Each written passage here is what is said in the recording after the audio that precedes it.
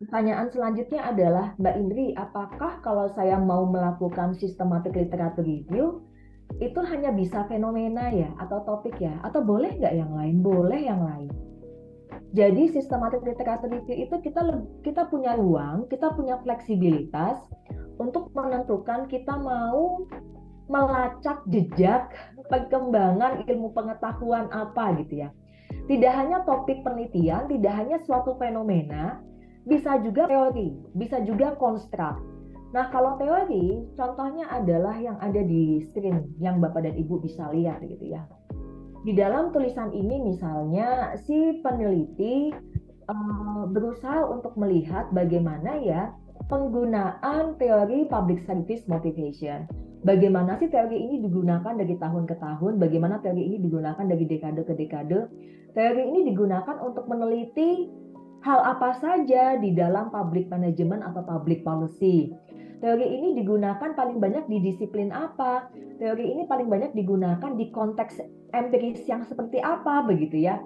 Nah, jadi si peneliti ini berusaha untuk melihat bagaimana perkembangan atau evolusi penggunaan dari teori public service motivation. Dan kita boleh menggunakan metode SLR, Systematic Literature Review, untuk melihat evolusi tidak hanya topik atau fenomena, tapi juga teori atau juga konstruk begitu. Nah, reminder atau important note-nya apa? Apa sih catatan penting yang kita ambil dari sini?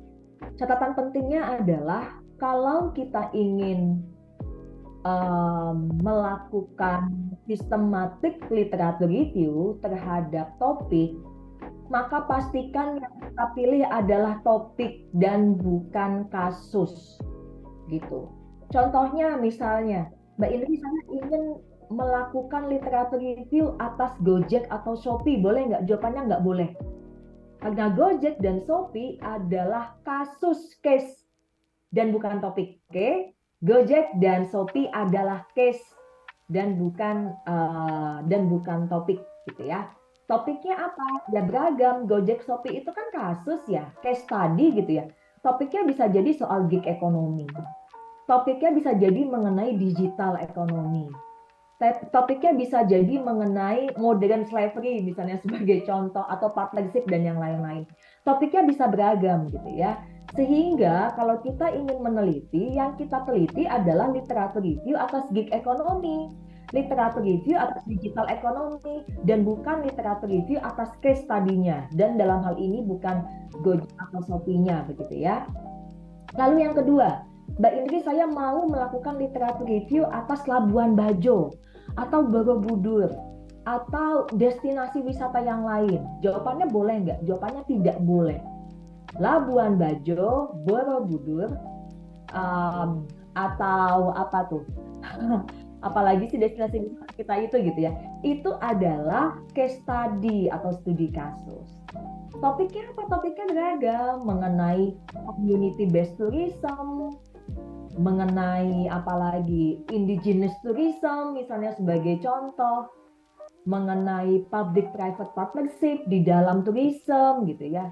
Jadi yang kita literatur review itu bukan Labuan Bajo atau Borobudurnya sebagai case study, tetapi yang kita literatur review, yang kita coba lacak perkembangan diskusi akademiknya adalah community based tourism-nya begitu. Lalu yang kedua adalah misalnya Mbak Indri, boleh nggak saya meneliti mengenai melakukan literatur review mengenai Pertamina atau PLN? Jawabannya nggak boleh. Lagi-lagi Pertamina dan PLN adalah case study begitu ya.